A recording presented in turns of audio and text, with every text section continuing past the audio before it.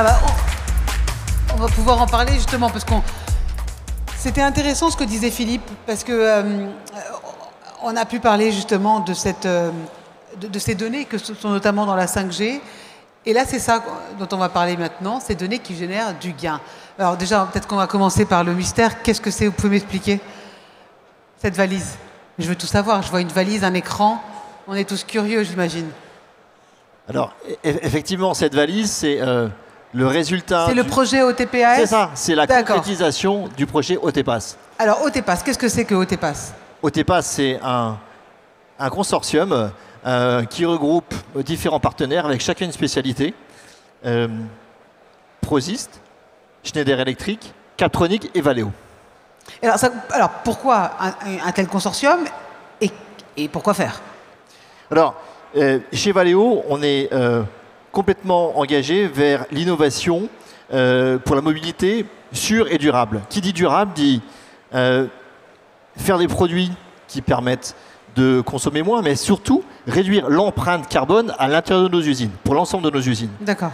Et ce qu'on a voulu faire, c'est utiliser la donnée pour réduire nos consommations énergétiques des équipements industriels. C'est de là qu'est née cette solution. Au début, on avait une solution fixe. Ouais. On branchait des capteurs, on branchait des équipements pour voir si la ligne de production consommait beaucoup. C'était pas très pratique. Et avec OTPAS, on en est arrivé à une solution mobile qu'on peut emmener partout dans le monde. On arrive, on branche la valise, on a des capteurs qui sont sans fil. Ces capteurs directement sont connectés à un collecteur qu'on voit ici. Et puis, on a un ordinateur qui vient venir comparer en temps réel les données de production avec les données de consommation. Et on a même développé un petit module d'intelligence artificielle qui fait que les utilisateurs peuvent savoir rapidement et facilement quelles sont les actions à mener pour réduire les consommations. Et tout ça, ça peut se faire maintenant, quoi, ici, dans Global Industries. Ah, ça se fait maintenant, mais on l'a déjà déployé dans beaucoup de nos usines. Mais quel est l'intérêt pour un patron? Ah ben, l'intérêt pour un patron, l'intérêt de ça, c'est qu'on n'a pas eu à faire le choix entre l'économique et l'écologique. On a fait les deux en même temps.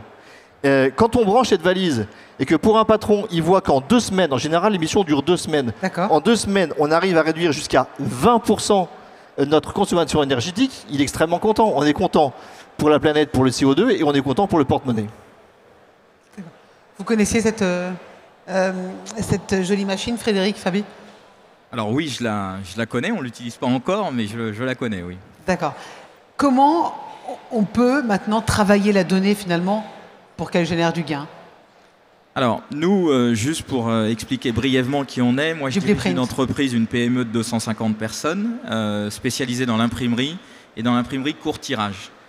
C'est un secteur, l'imprimerie, qui est en totale transformation et on est confronté à 2 enjeux majeurs. Le premier, c'est la RSE, l'écologie, parce qu'on a une grosse pression écologique aujourd'hui. Quand vous interrogez les jeunes générations, le papier pollue, donc c'est un premier enjeu.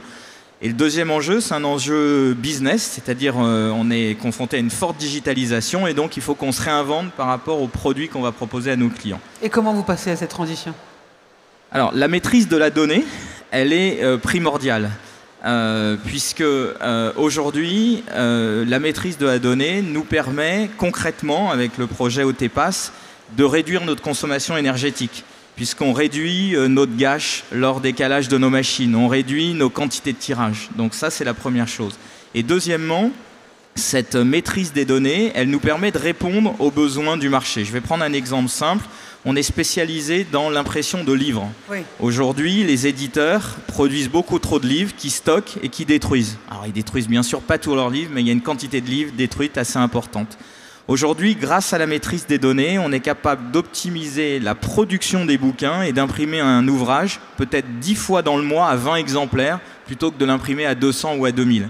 Donc ça permet non seulement d'économiser de l'énergie et je dirais de moins gâcher, et également de répondre à un besoin client qui est de réduire ses stocks et de moins gâcher. Mais alors, le résultat, c'est quoi? Ça va être la clé, c'est cette donnée qui est utilisée, cette transformation. Comment est-ce qu'elle génère du gain? Parce que là, ça peut... Alors, concrètement, on a des lignes de production qui sont d'abord l'impression et ensuite la finition. Donc, j'imprime des rouleaux de papier. et ensuite je prends ces rouleaux que je mets sur une ligne pour plier le papier, coller le papier et couper le livre pour avoir un livre fini. La donnée, elle me permet d'optimiser tout ça. C'est-à-dire qu'avec l'exploitation des données, ça va me permettre de savoir où sont mes gains de productivité, comment je dois regrouper ma production en amont. C'est-à-dire j'ai 150 commandes de formats différents sur des papiers différents. La bonne gestion de la donnée va me permettre de regrouper tout ça. Et au final, je vais produire 100 fois 20 bouquins avec une consommation d'énergie moins importante que ce que je faisais au préalable parce que je vais moins gâcher et parce que je vais avoir optimisé ma production et l'organisation de ma production en amont. On est vraiment dans cette rhétorique-là. Vous confirmez dans le sens où il y a... Même pour les jeunes qui veulent entrer maintenant dans l'industrie, il faut donner un sens. Il faut que la décarbonation soit dans le numéro 1. Effectivement, mais pour donner un sens, je pense qu'il faut être dans le concret. Il ne faut pas avoir des discours, il faut avoir des applications réelles. La preuve, ils le font. Ils le font là. Frédéric le fait, mais vous, Romain aussi. On le fait, mais on le fait très concrètement et on arrive à le mesurer. Juste avant de venir, j'ai voulu regarder quels avaient été les résultats des 6 dernières missions qu'on avait fait grâce à cette valise, concrètement. Concrètement, cette valise, on l'a emmenée en Thaïlande, en Chine, en République tchèque, en Pologne, aux États-Unis et au Mexique. Les 6 dernières missions. Quand je regarde le résultat, c'est 600 tonnes de CO2, mais c'est 600 000 € par an qu'on a réussi à gagner avec 6 missions. C'est exceptionnel. C'est exceptionnel, c'est une innovation française qui bénéficie maintenant à l'ensemble de Valeo, dans l'ensemble de nos usines. Donc ça, c'est concret. Donc vous l'avez fait partout dans le monde, c'est ça? Alors aujourd'hui, on est dans la phase de déploiement. Aujourd'hui, on avait au début 3 valises, puis après, on a eu 8 valises, on en a une par région. Le problème, c'est que quand les usines le testent, le Power Kit, là, l'essayer, c'est l'adopter. Ils ne veulent pas rendre la valise. Ce qui veut dire qu'on en est maintenant à avoir commandé une vingtaine de valises. À la fin du mois, on aura 20 valises dans le monde. 20 valises dans le monde, et on ne va pas s'arrêter là. Chez Valeo, on a environ 150 usines, donc on a un certain nombre de gains encore à faire. Et tout le monde s'adapte? Alors, c'est intéressant parce que pour que ça marche bien, en fait, il faut d'abord choisir la ligne de production qui est évidemment en forte consommation d'énergie. On a par exemple des fours de brasage de 30 mètres qui consomment beaucoup. Là, la valise permet de gagner beaucoup. Donc d'abord, on choisit le bon équipement. La cible. La cible. Une équipe motivée sur l'usine qui en va y gagner de l'argent et du CO2. Et ensuite, ce qu'on fait, c'est que on a 2 experts qui viennent. Un expert capable de connecter de la valise, donc plutôt quelqu'un à l'aise en automatisme et en données, et l'expert du process. Et ces deux-là, l'expert du process, par exemple, le four de brasage, l'expert du brasage. Ces deux-là travaillent ensemble. Le premier branche la valise, détecte l'ensemble des données. Le deuxième regarde toutes les données et permet de conseiller en temps réel toutes les actions qu'il faut faire. On change les paramètres de process, on change le programme de l'automate. On a trouvé quelque chose d'intéressant, c'est qu'on se rend compte qu'on consomme beaucoup, même quand on ne produit pas. C'est-à-dire que la machine reste allumée, même quand on ne produit pas. Et là, le slogan qu'ils ont, là, les équipes, c'est 0P, 0C. 0 production, 0 consommation. Et dès lors qu'on applique ce principe-là, on se rend compte qu'on gagne énormément parce que même quand on ne produit pas, la machine continue à consommer. Alors, ce que vous conseillez finalement aux industriels qui sont ici, c'est d'abord se concerter et cibler où on peut commencer à économiser finalement. C'est ça, Frédéric Romain? Oui, enfin... Nous, dans le moi, j'ai besoin de méthodologie, il faut du concret. Dans le processus, déjà, nous, ça n'a pas été chez nous un projet technologique, c'était un projet stratégique. Parce que si on ne maîtrise pas nos données, on n'imprimera plus demain et on va disparaître. Donc, on a constitué une équipe business, c'est-à-dire concrètement, quels sont les besoins des clients, qu'est-ce qu'ils attendent, sur quoi on est challengé. Une équipe techno, bien entendu, puisque comme le disait Romain, il est bien entendu qu'à un moment donné, il faut les gens qui maîtrisent les process, etc. Et puis ensuite, on essaie aussi d'être très pragmatique, c'est-à-dire quel retour sur investissement on va avoir et exactement qu'est-ce qu'on va pouvoir proposer comme valeur ajoutée aux clients. Je vais vous prendre un exemple. Demain, on va être capable, sur chaque bouquin imprimé, de donner l'empreinte carbone du bouquin. Sans une maîtrise parfaite des données, je ne suis pas capable de le faire. Et là, il n'y aura plus de débat en disant le bouquin pollue plus que l'électronique, etc.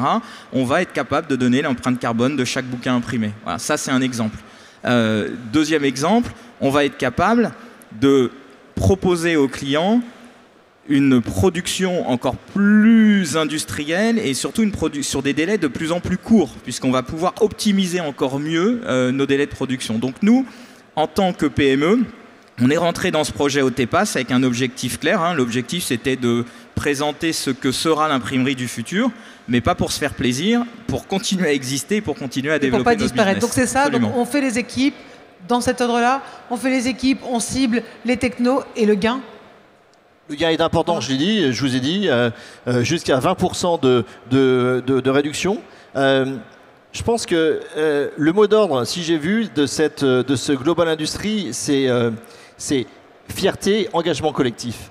On a réussi dans ce consortium à faire travailler différents acteurs ensemble. On a fait un produit qui marche, qui est très concret. Et ce que je peux citer aussi, c'est qu'une fois qu'on a ciblé, qu'on a les équipes, il faut la valise.